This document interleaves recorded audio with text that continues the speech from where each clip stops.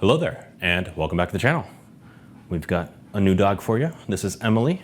She is about a year-old Rottweiler. Come here. Come on, come on. Just got dropped off this morning for training. It is the evening, so we've had her out for a few potty breaks, a little bit of testing with the food, more to try to slow her down, sit for the camera so we can get a little intro picture for the social medias. I'm also flying solo right now and setting up this camera. I think it kind of looks like I'm at the very top of the frame there, so I'll be cutting off myself a little bit, I guess. Hopefully it's not too bad. I hope. It looks like I got the microphone set up, but please forgive if that's not too accurate. But Emily, she is, again, a year-old. She is here for training just to really get a solid foundation of the basics. The big concern is resource guarding. She has shown it a couple of times as far as possessing a stolen sock, and then one time involving the grandchild in the house, or visiting anyways, and a rawhide chew. So, especially because of having grandchildren in the home, 3 years and younger, we definitely want to see what we got to figure out about that. Resource guarding usually comes from the fear of losing something, but can also come from having a little too much freedom and free choice of things, whether it's freedom from freedom in the house and just not being tethered on a leash, not being in the crate often enough, especially if they're home alone and have free reign of the house. They make their own rules, they make their own boundaries. And it turns into this mindset of, I set those rules and boundaries for myself, so when I have this thing, a rawhide or a sock or whatever, it's mine. And if you get too close to it, I will let you know, and that's just how it is, that's the rules. So having a little bit more control and structure in the home, playing games even that involved tug of war and fetch and whatever, they can help start to adjust the mindset so that being overly possessive in a potentially dangerous way is less and less of the thought, less and less the thought process. So you're getting bored. Let's get started. You might notice she looks a little damp. She's adjusting to being here, being in the crate. Historically, when she's put in a crate somewhere else in the house, which was the recommendation at the consultation, or even she had gone to daycare a couple of times, she can get a little anxious, a little nervous, and a little drooly. So she is obviously going to be a little wet, you can tell.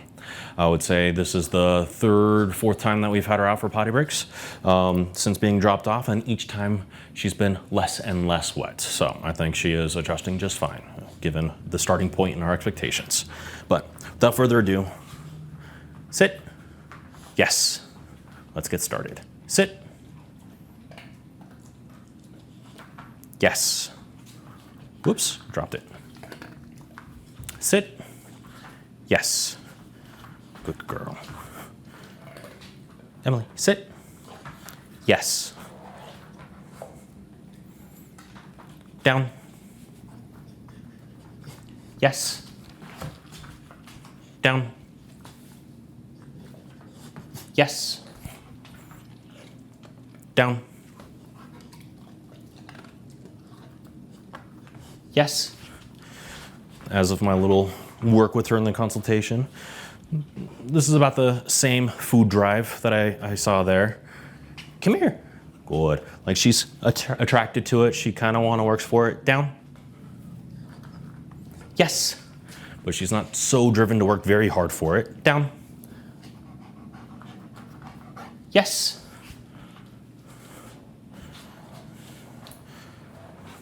Place. Yep, a new bed. Yes. You can see how she's a little bit more interested in checking things out, sniffing. Place. Than being lured and manipulated. Yes, by the food. Emily, place.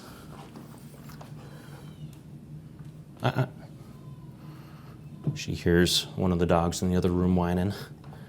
It's getting close to dinner time for everybody. Ooh. Come on. Emilie, a little bit of pressure. Come on. Come on, just the back. There you go. Oh, there it is. Yes. Good. All right, Emilie, hey. Sit. Yes. Sit. Nope. Sit. Yes.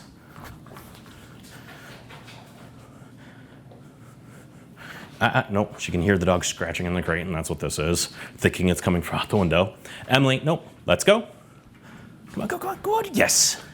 But this has been her MO, getting distracted. It's been a little while since the consultation, commitment from the owners to start the training to today finally being able to drop her off. We've just been booked in full. So they've been doing their best, working through the basics course and doing some work with her.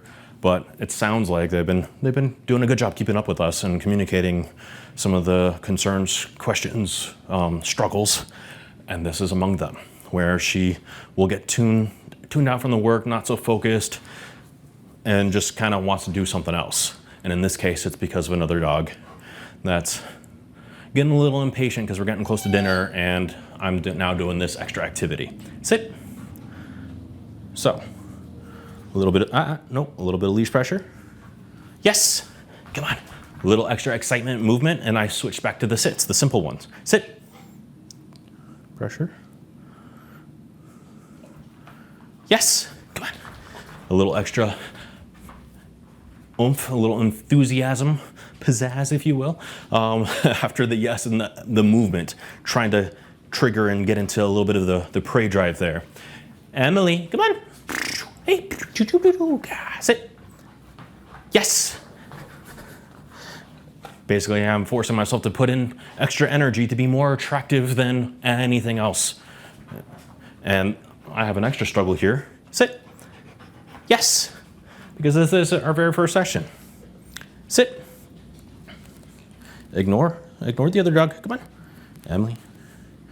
Now, I am resorting to pressure a little earlier than I might do with other dogs. Yes. In their first session. One of the other things is pulling on the leash. So she's not unfamiliar with experiencing tension, experiencing the pressure on her collar, or even in a harness. That she's been walking in that prior to this. And just being here, going to the slip leash, she's trying to pull the same stunts, walking back and forth with those potty breaks and walking around outside on the potty breaks. So she's not unfamiliar with the pressure. And in those contexts, she's been handling it very well. So I'm applying it now. And it's also just going to be necessary because e-collar training is something that we're going to want to work on too. But I want to make sure. Emilie, let's go. Good. Yes. That things are fitting the way they should. Down. Yes.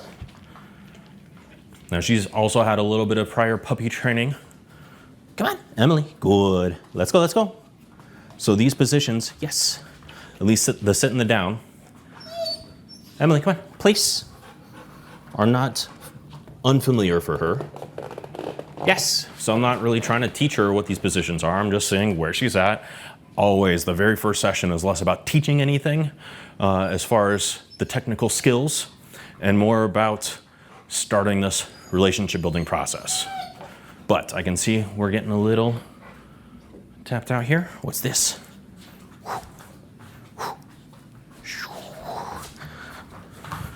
I was able to play a little bit with a rope tug toy at her home in the consultation.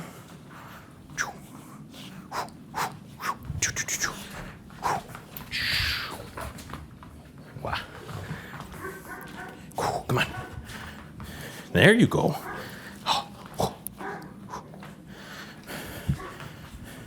Energy is contagious. You're probably hearing Bear barking. He can hear me stomping around, but the excitement. There we go. Whoosh, whoosh, whoosh. Don't worry about Bear.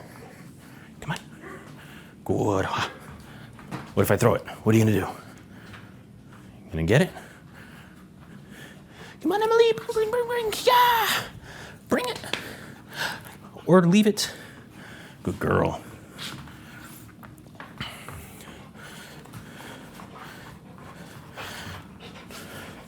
Oh, there we go. Oh. Good job. Good girl. Now at the consultation, also playing this tug. Oh, if I let her win, Emilie, she's pretty good about bringing it back.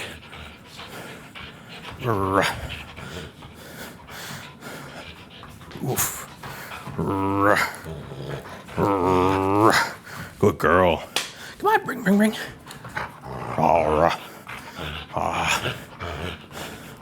Now the more I thrash and struggle, the more she's gonna wanna try to fight and win this game. But when I freeze up, lock up, out, yes. And the animal dies, dogs are more likely to let it go. And she's doing a good job of letting go quite quickly. Out, yes.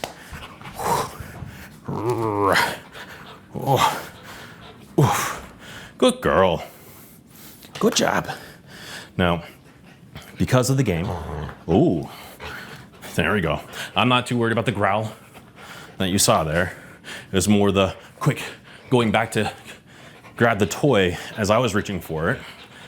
But she was good about grabbing it before me, but then kind of bringing it to me for this game. So that is a little bit of resource guarding, technically.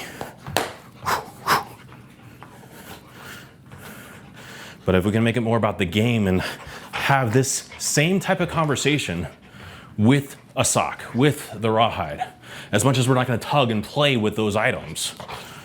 But if that's how she thinks about the interaction, then we're gonna be well on our way in having a safer resolution.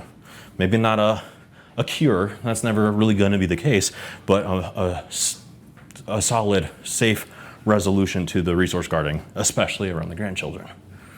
You holding on to it? You can hold it. You're getting distracted by the dog scratching on the crate again. So, you're getting tired. You're enjoying the cuddles. Holding the toy there. Good girl. I think we'll wrap it up. Down on my knees like this, I know I'm in frame. I can see the little screen. But, yeah, we'll wrap it up there. So, really good first session. I would like some more food drive, but not every dog's gonna be perfect about that. So we will make some minor adjustments to the meal plan there just to see if we can improve it a little bit without starving her though. That's never what we wanna do, but strategic timing, amount control and whatnot. So we'll see how that goes. She has a basic understanding of the obedience, so we can just maybe jump right into play. I don't need to try to use this to lure her into any positions really. Heel, obviously you didn't see me do that. So that might be one where I have to go back to the food. We'll see. But we will leave it there. So as always, well, thank you. If you liked what you saw, hit the like button.